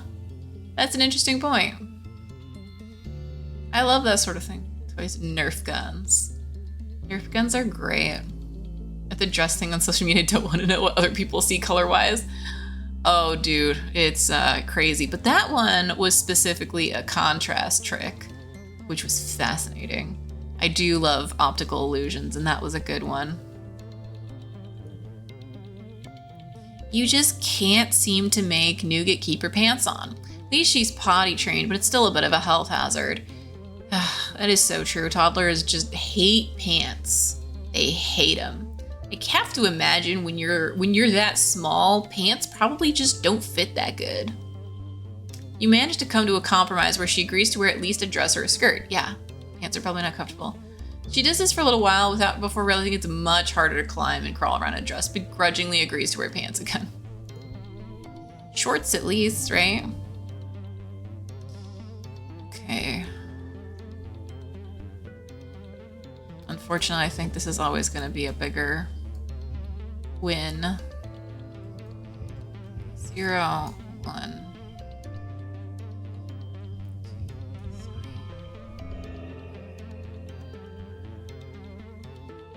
Oh, that turned out differently than I expected.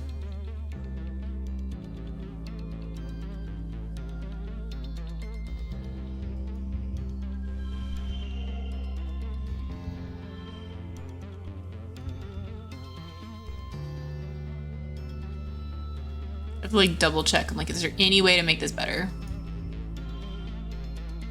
It's still the same.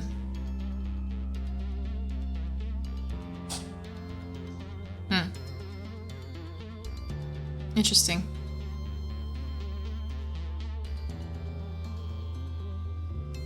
Oh, that's why, because when it does that, it gives it to that, which changes the... Oh, yes, the Laurel Yanny thing. That one was also super funky.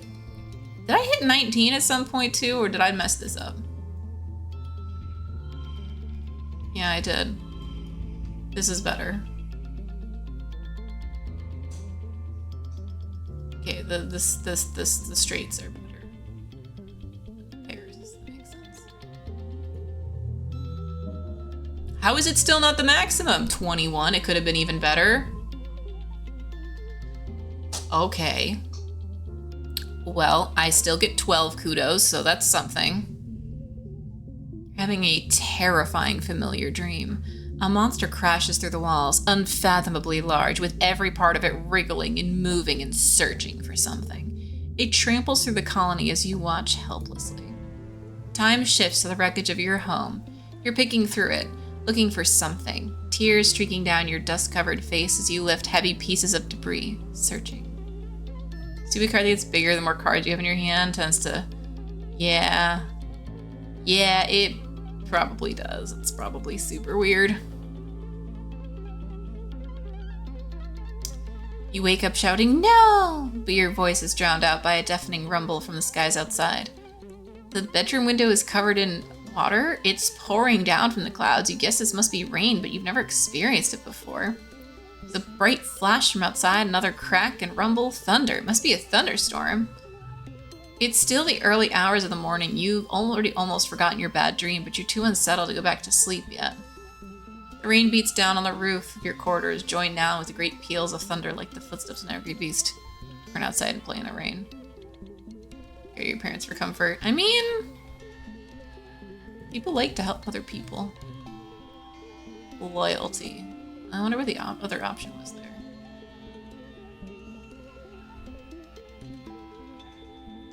A relationship with adults in colony government. Interesting. I like just noticed this. Your dad's awake too, watching the rain from the large porthole in the kitchenette. He gives you a hug and you gaze at it together. This is good. It means we'll have plenty of water for the crops. Pure, healthy water, just like on Earth. Everything's gonna be okay, my little potato. No, we have potatoes. You hug your dad tight and hope he's right.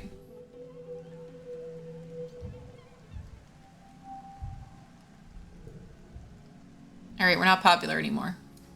We have a lot of kudos, though. We should save. Winner, trader.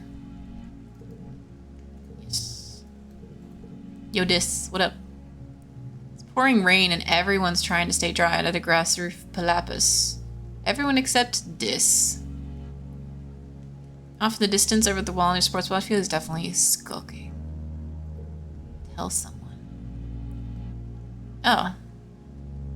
Oh, I thought we were telling Dis a thing. It's the ... You tell security chief Ray you saw Dis up to no good behind the garrison. He's too distracted trying to put buckets under various leaks in the roof to pay much attention. Thank you, Slot. I'll check it out later. If there's danger to the colony, one of the lookouts will catch it. You're not so sure. You know Dis. He's very good at hiding when he doesn't want to be found. What was the other option? It's the same. It's all the same.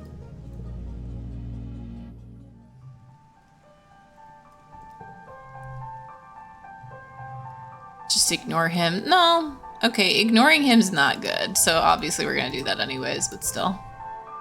Not sneaky enough to follow. No, I'm not sneaky. It's not one of my skills. This is probably hanging out with some of the aminals out there. Just saying. Alright, so now I guess we can go back to being a smarticle particle going to school. A low throbbing noise comes from the engine room. Other quarters leave the teaching labs. Do. How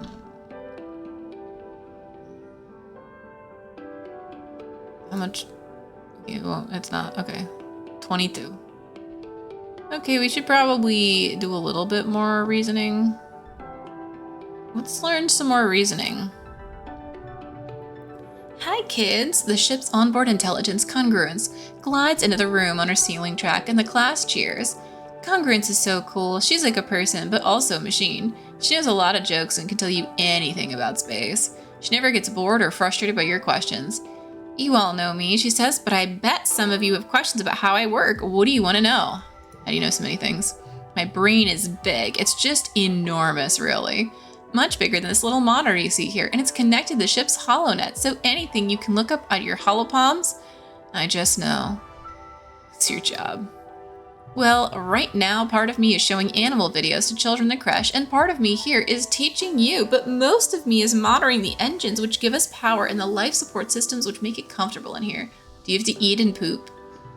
She laughs, which has never sounded quite the same as a real person's laugh to you.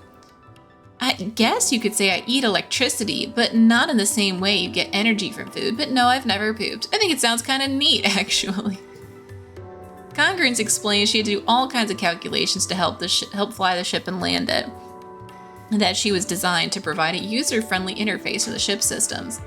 But Hal has modeled me to be far more than that. Now I can even tell jokes. Why did the computer cross the road? You're supposed... Here's binary. I'm not typing that. I'm not typing that anywhere. I'm sure it's funny in binary. Gonna get to work. Give me a sec. You could definitely let me know what it says. 0, 1, 4, 5. I think this is another one where I think this is a maximum score. These are all pretty basic cards here, so that's what I thought. Kudos! We're getting a little stressy poo. Get a bite to eat. Well, you know, that explains why it was in binary. Okay, alright. Favorite thing is sci-fi AI, but interested in humanity, finding them endlessly fascinating. I really think that's how it would be, too, because any AI, like an actual intelligent AI created by us, would just be constantly hungering for more knowledge because, first of all, it'd be the only way they can experience novelty. Second of all, because, like, when you don't forget things, when you don't need to forget things, more knowledge and new knowledge and knowledge you can't have, basically forbidden knowledge, like what it's like to poop if you don't have a body, that is forbidden knowledge in that, like, they can't have it, like they can't do it, it can't happen to them, so it would be completely fascinating forever. Bonus points if the joke takes only a bite. I mean, let's see, how many words was it separated into? Because it's 8 bits to a byte, but I think it was more than 8, so hold on. 1, 2, 3, 4, 5. I mean, maybe it's less than a byte if it was 6 words. So that could be interesting.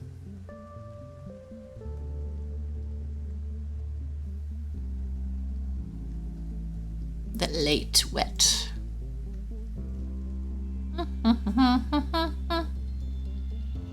It's like us imagining what it'd be like to have a tail or extra limbs, right? Endlessly fascinating to me.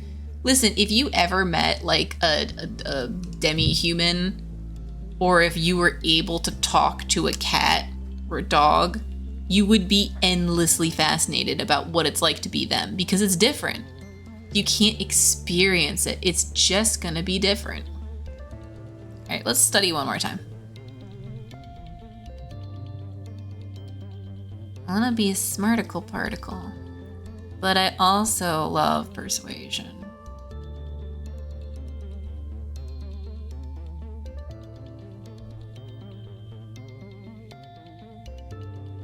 Let's just be persuasive. Talk to a cow and ask how having 4 stomachs feels, right? And just like not even being hungry all the time, just always chewing. Always chewing. I think any herbivore, it would be really fascinating to just like be like, are you just always hungry? Or is just like eating just a constantly pleasurable thing? Because like they have to constantly eat, right? Still, yeah. You learn the language you speak. Esperanto is a conlang or constructed language. It was designed to be easy for foreign speakers, at least European ones, not the Slavics, to learn in the hope that it would bring people together. The word Esperanto means one who hopes, though it was created by a Polish guy. It still doesn't have that much Slavic influence. Yeah, everyone speak Esperanto. Because, you know, that's a utopic idea.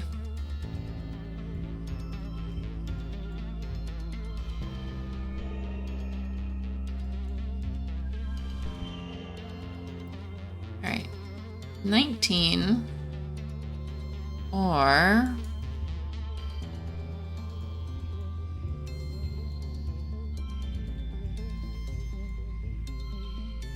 20.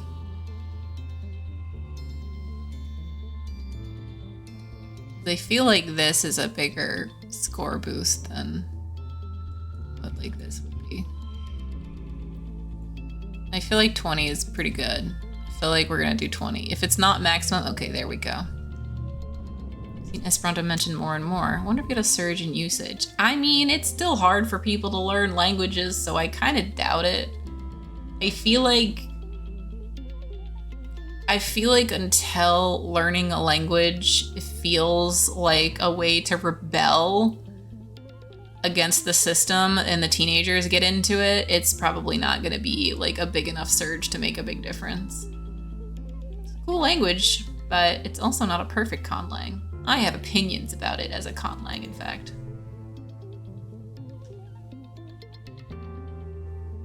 The days have been getting shorter with only the yellow sun barely skimming the horizon. One morning you wake in the darkness and have to check your holopalm to know what time it is. You see a hollow stream from Mars. Good morning to all my pals, if you can even call it morning. They've named it glow season because like everything is crazy glowing out there in the dark. I am staying the heck inside for the next month. What's the point of even going out if you can't see anything? It's going to be a long, boring month. Oh, it's just like 1 month. No way, it looks cool out there. You peek out the window. The wormhole is the biggest you've ever seen it, like a massive fiery ring in the sky. The planet must be very close to it now. And out in the jungle, something new is taking place. The plants are flowering, glowing, iridescent blooms, and everything is full of life. There are strange new sounds, long hooting calls and gurgling roars. After Mars's message is a notice from the council warning everyone to stay safe inside. Tammy's dad and the other surveyors have been called back and the gate's closed for the month. There's a tension in the air as if everyone's waiting for something. That's super sus. That's super duper sus. Sus. Ooh, it's very cool. So Lana, what are you doing out of our quarters? It isn't safe out here. Doesn't seem very dangerous. No, hold on. Nope, that's not. I wanted to be curious, not rebellious. Why? Why are you judging me, Mom? I'm sorry, Mom. You didn't mean well. But I'm going to school? Fair enough. Stay close to the stratosphere. Got it. Actually, I'm probably gonna nap. We don't know what's out there this time of year. Curiosity is a rebellion against the answers, apparently. Stars, it is beautiful though. Most of us are trying so hard to get into language classes. None of us ever got into them. Took me till senior year to even start learning Spanish by the time. Should have been a freshman at the very end. Yeah. I mean, listen, I'm not saying the kids don't want to learn language. I'm saying they gotta learn how to learn on their own. Like, it needs to be a rebellion against the system. Language learning needs to be something that kids are doing to spite school and spite studies. Like, because you can't just learn a language from classes. You really can't. So the more time they spend on it and treat it like a hobby and get good at it as a hobby, the better. Not to say that classes are terrible and you should never take classes. No. But like, it's too easy to rely on classes. It's too easy to be like, oh, the class will teach me everything I need to know, or oh, I'm tired now, I just did what I needed in the class. And you basically, once you're being forced to do something, you literally get less dopamine from doing it. Now that you have to learn Spanish, even though you were excited about it when you signed up for the class, now that you have to, is way less fun. Less dopamine, less reward, less curiosity. There's a way to do both, and I managed to do it with my Polish classes in the past, and I look forward to going back to Polish classes in the future. And that's just from a pure love and passion for the language as a whole. But that is a very difficult mix, and it had to be started by excessive self-study. Being able to tell someone to work to buzz off. Oh yeah, that's... Honestly, Spanish in the US, extremely, extremely useful. I mean, it'd be useful here too, honestly. I actually know a lot of people who speak Spanish. I like how I have a little glow about me too. Oh, it's a log. Feels different. Don't know how, just different. I have multiple log. Would you like log? Thank you. I'll find something to do with it. That's the thing with collectibles, is I almost never use them, so. Do I still have it? I do.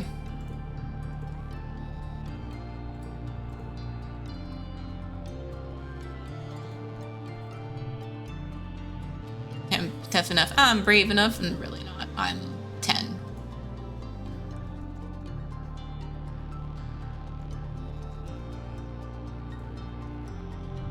Okay, living quarters. That's a lot of stress. Then again, I could do it one more time. Or, yeah, because I can handle a 15, but it starts getting a bit cray-cray. I mean, also, maybe I shouldn't lie to mom. How much empathy does babysitting go? I think you might be right. Babysitting might actually be OP. It's 2 empathy, 2 creativity, or 1 creativity. So it's like, it's really good, especially with all those kudos. Okay, I'm a babysit again. Back on Earth, humans used to have babies willy-nilly with very little planning. Here, making a new human requires approval from the council, and there haven't been any new babies born since you landed. The one in your arms was born shortly after you passed through the wormhole. You hold the youngest member of the colony with reverence, staring down at her sweet, chubby cheeks. She's just a bundle of blinking, mildly confused joy, gazing sleepily at you. She wiggles like she wants to get free from Swaddle. Don't fall for her tricks. Yeah, you know what's up. After a few minutes of struggling, the baby tires herself out. Her eyes slip shut. Success. Snap time. Oh, he's super cute. Look at Spain living. You could, actually. There's, Spain is definitely a fascinating country as well. And, there's so much use in Spanish. General. Yeah, there's going to be tons of resources for learning Spanish in the US. It's harder to learn German, despite the fact that at one point in time, German could have become the main language of the United States. It was right before the First World War, I believe, where basically the war made German as a language unpopular. So a lot of the people who were speaking German majoritively basically switched to English, and it became uncool. So a lot of the things that were in German stopped being in German. So I feel like maybe German could have been the lingua franca at some point if that had happened, and that would have been a totally different world. But because also Germany would have had to not be one of the main players in multiple wars, I think, for that to have been able to have evolved.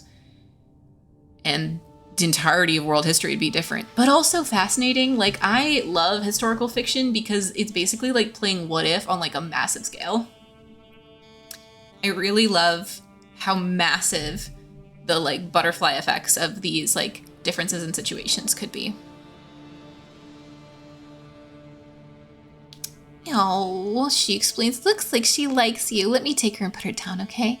She takes the baby and sets her down in a crib in the quiet room, then comes back and gives you a sunny smile. Well, we'll see how long that lasts. It'll be tough when all the babies are grown up and no one takes naps anymore. I'm gonna miss quiet time. I'm gonna miss the babies the most, though. I love babies. They're better when they can talk. Amy tugs in her ear, which she does when she feels unsure of herself. Well, I hope that when the council allows new babies again, if I'm old enough, that I can volunteer for it, she says shyly. I mean, I don't know how it works, but they'll tell me, right? Hold up, Tammy doesn't know how babies are made. They taught us this in sex ed. Have you tried looking it up?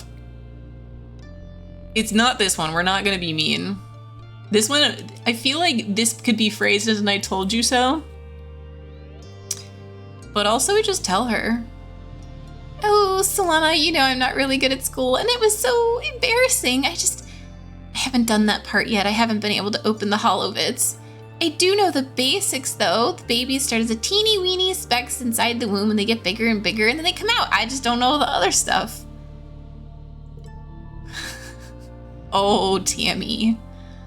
Oh, Tammy, you are precious.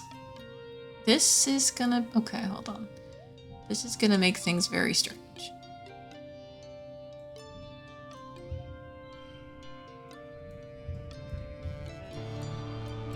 3-6. I feel like I could do this better. But I don't know. Let me think. So it'd become a 2. Hold on. No, it's a 19 versus a 21. It's still better. Oh, because it's neighboring yellow cards only. Oh, hello, Rib 6. Imagine she's dead for the day. Oh my god, that'd be so good. It's a work with such a bad, right? Actually, yes. Thank you so much for the stretch and the hydrate. I will have more of my delicious chili mango tea. Good stuff.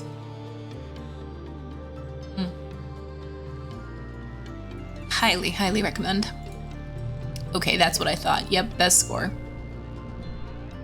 Yes! You were stressed now, but that's fine. We can have 1 month. It's daytime when the emergency sirens start up. Well, what passes for day, it's still nearly pitch black except for the eerie green twilight glow on the horizon. Look towards the gates. They're open. Wait, they shouldn't be open. Oh, now that's fine. I was planning on doing that anyways. So, haha, I min-max because I didn't go past the negative because there is no negative stress. The alert blares out of every speaker in the colony. It's the same one you used for hull breaches and fires, and in space it meant you were supposed to go to the nearest emergency shaft and put a spacesuit on. On Vertumna, it means go to assembly point and wait for instructions. The closest assembly point is a children's creche, but from the opposite direction you hear shouting and loud popping noises. Gunfire. You're not gonna help fight, baby. +1 of challenges. Unchangeable. I mean, well, we don't really have a choice here. You find Dis and Tammy in the creche. Tammy gestures for you to come crouch under the table next to them and takes your hand fearfully. The lights are dim. Are you scared? Tammy asks quietly, her eyes wide in her face. Of course I'm scared. You comfort Tammy. Like, yeah, like even if you fight it, even if you went to fight, you would also be scared. Comfort Tammy cries softly while you wait for it to be over. She's worried about her dad, Tony, the head surveyor, who was working at the gate when it started. You grew up here. It feels weird to be hiding here, like you're just little kids again. You hear more gunfire and yelling, but within a half an hour, they play the all-clear tone. Tammy's dad, Tony, is the first to the door as the lights come back on. He gives Tammy a huge hug, and she bursts into tears again. You're relieved when your parents arrive as an ashen-faced cow. They won't talk about what happened in geoponics. I We don't talk about geoponics. After 2 weeks of darkness with the blue sun barely skimming the horizon, it begins to move higher in the sky and daytime returns. The council admits they don't know how the gates were opened or how the creatures got in. Some of the attacking creatures were once thought to be docile. Others were species no one had seen before. It was like something had driven them to assault the colony. At least no one was killed this time. Glow. No, back to the quiet. Childhood is fleeting. The game will enter age 20. Yeah, that's fine. Focus on a few skills to improve and friends to spend time with. Use the skills and friends button at the top left to keep track of them. We need to make more friends with Tangent and Mars. We really can't, like, Anemone and Cal has got to be a different, like, age group, yeah. Yep, some of the biggest things that happen. This one's super weird.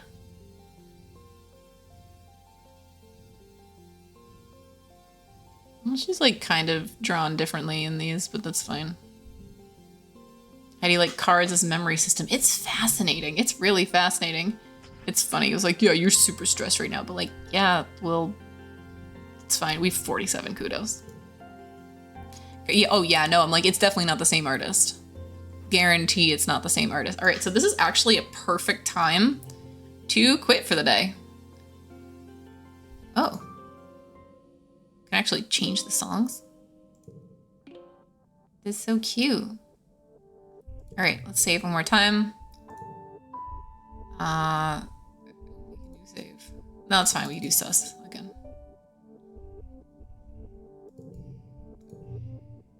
All right. Promoting is it's explicated through the diversity of art, probably. So this is where we're ending for the day. And yeah, I mean, we're ending on time. That's nice. I managed to get through the 2 hours without totally crapping out. That's such a great sign. Now, my back hurts though, so that's a thing. And, hold on.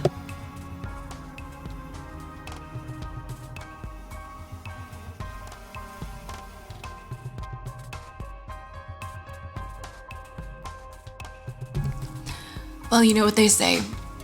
Don't speak too soon, right? Just had another coughing fit because apparently stretching in the way I just stretched irritated my lungs. Still, let us celebrate the progress that we've had. Don't praise the cat before quit. Yeah. This is the don't count the chickens before they hatch Polish thing? Okay. I need to know the actual Polish saying for don't count your chickens before they hatch version. What's this? That's what? That's fascinating. Okay. But yes, no, I am definitely gonna take it easy. I might, well, we'll see. Maybe I'll get a snack after this. Przed zachodem słońca. Don't praise the day before the sunset. You know what? It's after the sunset. But still, that's great. I hope I can remember the saying. I actually, one thing I do need to say is, unfortunately, because I've been so hardcore focused on work and I work in English and then I do studying or hanging out with people and stuff, it's mostly in English, I feel like my Polish is definitely at minimum stagnating. And I'd like to get back to a place where I can start improving it again. So we'll see. I'll see if I can try to convince more of my Polish friends to force me to speak more Polish more often. Plus, being sick, obviously, I didn't push myself very much, but yep, gonna have that feeling for a while. But that's okay. It's actually good to have a little wake-up call every once in a while, even if it's not a pleasant feeling. It's always like a can do better, can be better, can improve. If I can't improve my body, I can improve my mind. I can go from there. But yes. Thank you so much, everyone, for coming and hanging out with me today. I look forward to next week. And of course, Monday and Wednesday should be totally normal, should be back to normal, and we'll be playing more Chants of Snar and more of I Was a Teenage Exocolonist. So that should be awesome. See you guys all soon.